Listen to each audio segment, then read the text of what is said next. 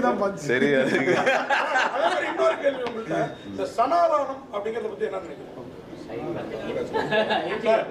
சம்பந்தம் இல்லாத கேள்வியா இருந்தாலும் உங்களுக்கு சம்பந்தமான கேள்வி. ஏன்னா நீங்க வந்து ஆக்ஷன்லயும் கிங்கு, ஆன்மீகத்திலையும் கிங்கு, கோயில்லாம் கட்டிருக்கீங்க. இல்லை, எனக்கு தெரிஞ்ச அளவுக்கு சொல்லணும்னா சனாதனம் அப்படிங்கிறது it's a way of life. எப்படி நம்ம வந்து நடந்துக்கிறோம், வாழ்க்கையில் எப்படி இருக்கணும் அப்படிங்கிறது. தப்பு தண்டை பண்ணக்கூடாது, திருடாத, இன்னொருத்தன பொருளுக்கு ஆசைப்படாத அப்படிங்கிறது கூட சனாதன தர்மத்தில் ஒன்று. ஓகே, வயசாக நம்மளை அவ்வளோ நம்ம குழந்தைங்களாக இருக்கும்போது தாய் தகப்ப எவ்வளோ அழகாக நம்மளை பார்த்துக்கிட்டாங்க. ஸோ வயசான காலத்தில் அவங்கள வந்து நம்ம அப்படியே பார்த்துக்கணும், கடவுள் மாதிரி பார்த்துக்கணும் அப்படிங்கிறது கூட சனாதன தர்மம் சொல்லுது.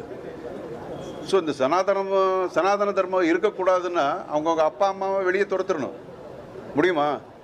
இட் இஸ் நாட் சனாதன தர்மங்கிறது இட்ஸ் நாட் ஒரு ரிலிஜன் கிடையாது, it's a way of life.